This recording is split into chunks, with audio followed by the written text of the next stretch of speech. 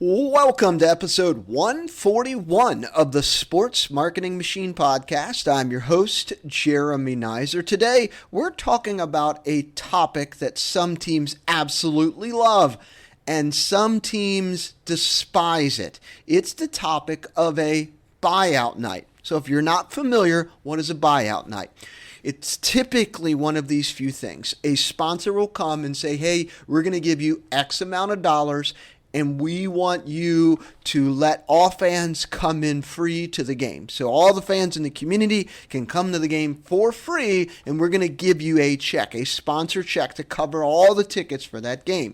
Or another way it may look is that a sponsor may say, all right, we're going to buy 1,000 tickets at deeply discounted, $2, $3, $4. And these fans in this specific subset get to come in with these tickets that are deeply discounted. So there's the two ways there that we're going to talk about for the sake of this conversation.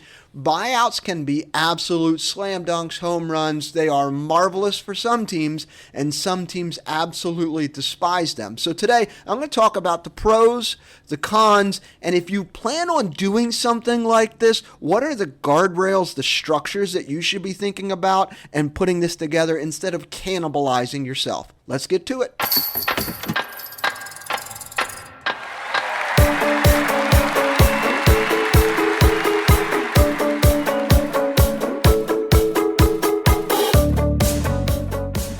So today we're talking about buyout nights and the pros and the cons. Let's start off with the pros, the upside here. Why buyout nights are so powerful?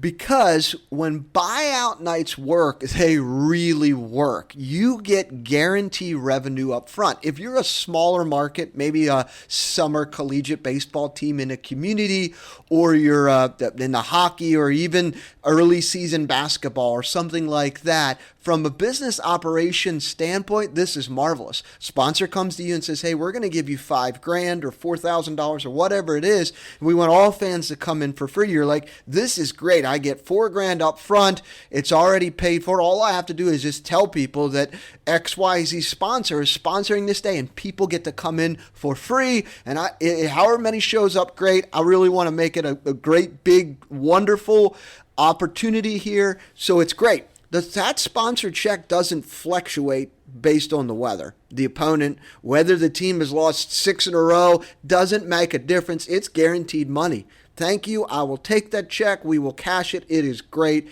It stabilizes your month. A $5,000 check for a lot of teams out there up front, or $2,000 or whatever that amount is. It's great. It absolutely makes the financial side of things better and easier because you're getting guaranteed money up front. So if you're in minor league baseball, indoor soccer, or hockey, or anywhere where weather or even that competitive windows can swing your attendance, you know how valuable this is. This would be awesome, right? You manufacture the energy on demand. Buyout nights, if they're buying tickets and they're giving them to certain subset of their employees or what have you, let's just use Amazon for an example. Amazon says, hey, we're going to give you $2,000 for 1,000 tickets, so that's $2 a ticket, and they're going to give out all the tickets to all of their employees. Like, that's great because it's getting people into your ballpark or your arena. That is marvelous. A packed building changes everything. The game entertainment, how the game is played, the excitement, the energy. Like, a packed building really changes stuff. So when you're bringing a buyout night and you're putting it all together, like, this is such a great idea. Who are your targets? Amazon, hospitals, extremely large businesses like city departments, the city of whatever it may be, San Joaquin County, or whatever it is. They're going to have hundreds, if not thousands of employees. So something like this is just absolutely perfect for them, right? A pack building is advertisement for future games, right? So it's perfect. Buyout nights give you that moment, even if it's artificially inflated, that the fans can feel the magic and experience what you have to offer. It also puts the limelight on the sponsor as the hero in the community.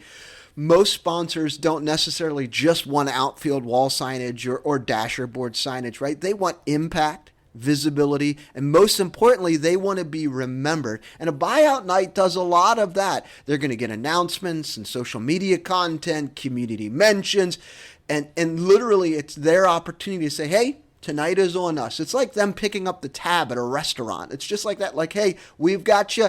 Community, we love you. We love that you support us. We're going to take care of the game to another community organization at the sporting event and what have you. So you can see from a sponsor's perspective, hey, this is marvelous, right? It is really brand generosity at scale, and that goodwill is enormous. It's also, for you, the team, it's a great lead generation machine if you do it right. And this is the part where I see a lot of teams miss it. So if a sponsor says, hey, we're going to take care of all the tickets for everyone. We're going to give you a check for $3,000. We're going to buy out the ballpark, and it's sponsored by Chick-fil-A or the local Allstate Insurance or whatever it is, right? You have hundreds, maybe thousands of people who are going to get in for free or cheap if their company pays for it or what have you. Just because the ticket was free doesn't mean their data you should just forget about it and not worry about that, right? A well-run buyout night can generate you hundreds, thousands of new email addresses, opt-ins, maybe even potential sponsor leads. It is a massive opportunity if you're trying to grow your email list. If you're going to be doing some things in meta ads and targeting audiences of past ticket buyers. Like, it is so great, but most teams that do things like this where the sponsor pays for it and people just walk in, like, they miss this opportunity to collect so many email addresses. I would highly recommend, if you don't take anything from this entire podcast, but you say, hey, Jeremy, I would really want to do a buyout night. Sponsor says they're going to give us $3,000. We're going to do it. Like, I would highly recommend you still capture email addresses and contact information for fans. They can go online and get the ticket, and you can mark it for free in your ticketing software, or you can put a sign-up sheet or something like that where fans can collect and get their tickets for free, so that you can collect contact information and email addresses, maybe even ask them a qualifying question on your form. Just as stupid simple as just like the Google form, name, email address, phone number, and then how many people are in your family or zip code or something like that, so you can just get a little bit more information out of them. Because what you're doing is you're acquiring new fans at the lowest cost all year long. If you think about it, most of these people would not normally attend a game at a full price. Maybe they would, maybe they wouldn't, but now you have this opportunity to sample it. It's kind of like when you're in Costco and you're walking through and you're sampling the food in Costco. That's what you're doing here.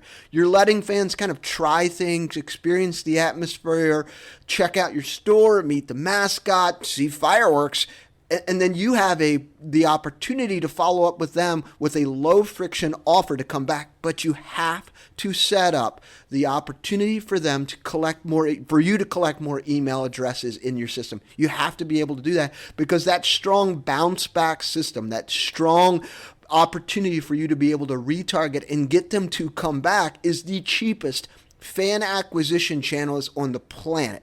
Right? So there are so many pros here that we've just unpacked. But the biggest takeaway on the pro side, if you're like, Jeremy, slam dunk, we're going to do it. No doubt about it. I got 3 sponsors I'm going to talk to. We're going to do it for a few games. You have to set up a process to be able to capture their email addresses. Otherwise, you're not actually setting yourself up for success later. All right. Time to talk about the downsides, the cons. This is where the buyout nights can really blow up, create an absolute mess. Because with every pro, there is definitely a con if you're not careful. You can accidentally train your market to wait for free tickets.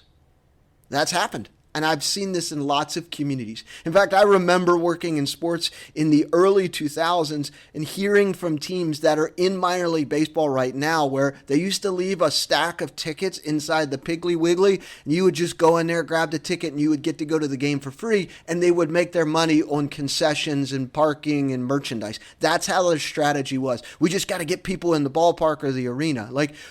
Those days are long behind us. You don't want to train your community to wait for something for free. So if you run too many buyout nights too often, they become predictable, and your fans will literally say, I'm just going to go next month when they do this night, right? You don't want to create the coupon culture in your community. You don't want your season ticket holders thinking, damn, I overpaid. You don't want families always waiting for their annual freebie. One buyout night is a treat. Maybe two is just an absolute marvelous treat. But 4 buyout nights are a pricing strategy that your fans will notice and that will kill you in the future. Just because, and this is the second point here, attendance versus engaged fans. Just because you have the ballpark or the arena full doesn't mean these fans are high value. A free or deeply discounted crowds, they behave differently than people who have spent 10, 12, 15, 20 bucks that come to your ballpark. How do I know? Because I've seen this before. The folks who come into your ballpark for free or deeply discounted, they're going to spend less on concessions. They're less emotionally invested. They're less likely to return without another discount. They're more likely to see your brand as that free entertainment option. They are viewing you, your brand, as something that is completely different than how you view your organization. You may think of your team that baseball is your platform, not your purpose, right? We're trying to build something great in our community, where they see you as, yeah, that's just the free entertainment option that we have, right? You didn't acquire a fan. You acquired a visitor. That's all you acquired, right? Your job is to turn that visitor into a buyer. And in doing these buyout nights more frequently, you are really going to hurt yourself by doing this multiple times during the year, because you're going to start turning your brand into this discount free opportunity, and you don't want that, right? The third con that I think about when we talk through buyout nights is sponsor expectations can balloon. Once a sponsor buys a night and sees the reaction, they may expect bigger discounts, more visibility, maybe even deeper involvement or engagement, more guaranteed deliverables. Some of that is fine unless you didn't price it correctly the first time. And that's where I think teams tend to mess this up is, hey, a buyout night, we know how much we sell tickets. If we discount it, we'll give it to you for $2,000. But now the sponsor's coming back and asking for a lot more. And you're like, well, I can't give that to you for $2,000. I need to get 3 or 5 or whatever that math works out to be, right? So if you deeply discount it and leave yourself no margin, you're going to feel it next year. The fourth con that I think about is your operations team may get crushed, right? So if you're going to do one of these nights and you're going to do a buyout night and a sponsor pays for it, you have no idea how many people are going to come. You have no clue, 0 clue, right? So if your typical night, you've got 2,000 fans or 500 or 1,000 or whatever that number is, let's just use 2,000. Your average night is 2,000, and then all of a sudden it's $7,000. Your concessions, your parking, your bathroom, your security, everyone is now like, it's chaos, absolute chaos.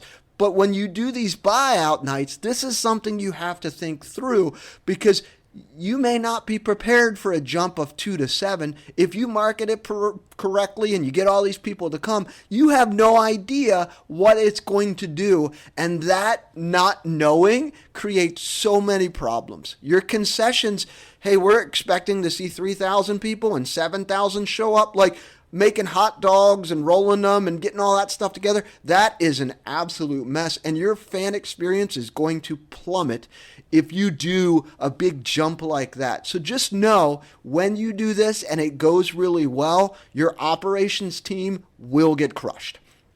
All right, the fifth point here on the con side of things is something that I mentioned in the pros, and I want to reiterate about capturing data. Without proper data capturing, you've wasted an entire opportunity. I'll say it again. If you didn't collect data, even on a buyout night, you ran a charity event. So every attendee needs a ticket, or they scan a QR code for you to collect their information. They opt into a giveaway. They register for something. They enter to win something, whatever it is. Your sponsor should walk away with a meaningful, actionable, fun, wonderful night, and you should walk away with leads. You should walk away with new names in your database. All right, so those are the pros. There's the cons. Let's talk through kind of the secret sauce, the guardrails, the bumpers, if you will, of what makes a buyout night actually work. This is the stuff that separates the teams who are very successful with these from the teams who simply, we just gave away a bunch of free tickets, or we gave some tickets at a deeply discount to this sponsor, right? Post-event offer. So you've captured your database, you've got it all together, you got to have some sort of post-event offer that'll go out within 28 hours or 48 hours of it. This is a non-negotiable, even if it's just a, hey, thank you for attending, we appreciate you, here's a special comeback offer, it's a $10 ticket for this specific game. Having some sort of bounce back offer to capitalize on that list that you just built, that is going to turn that positive experience into something fresh that could turn into more momentum for you selling more tickets later. A lot of teams don't do anything after their buyout night, and they have completely missed the mark. Number 2, segment your messaging. Families in your list here, and this is the point that I made, asking a few extra questions in your Google form. You need to segment your messaging a little bit. If you don't even segment your messaging and you just do an email blast afterwards, that's great. Like, you have hit 9 out of 10 on your math test. Like, this was perfect. If you want to get a 10 out of 10 on this math test or be super successful with this, so the post-event offer is the 9 out of 10. You want to put the icing on the cake here, segment the messaging so that families get family offers, young adults get value night offers, potential group targets get group stuff, and like you're targeting people with specific personalized messaging. Number 3, your sponsor needs some sort of recap. Their proof of performance is what we call it. So their POP. Inside of that, we're going to share impressions, social reach, attendance numbers, even a recap of the night. I want to make sure you include all of that. Some teams do their recaps, but it's very basic and they don't include a lot of information. And I think that would be marvelous for you to be able to do that, right? This is how you turn that one-off buyout night into a multi-year partnership when you put it together. And number 4, kind of the secret sauce here, is to limit your buyout nights to once or twice a year. If you do more than 2 or 3 of these, more than 3 or more, that's kind of the line I'm drawing into saying if you do more than 3 or more, like, it doesn't feel special. It doesn't feel like an event, and it feels more like a coupon, a charity thing. All right, big takeaways. Buyout nights are good. Buyout nights are bad. You can look at both of them depending on your market, depending on your community. You may want to do it. You may not. They're a tool, though. It's a very powerful tool, only if you use it with intention. Great revenue stabilizer. Great opportunity for you to build your email database. Great opportunity to activate a sponsor. Massive attendance booster. But when done poorly, they turn your brand into a free night. It turns into a, hey, this is just a free thing to do. So run them with strategy, run them with purpose, and run them with systems in place that you capture information and turn them into future buyers. So thanks for listening to today's episode of Sports Marketing Machine. To spark some new ideas, you've got some questions about buyout nights, don't hesitate. Feel free to reach on out. Schedule a call. I'd love to chat with you about that. As always, if you need anything at all, I'm here to help you sell more tickets and grow your fan base. Until next time.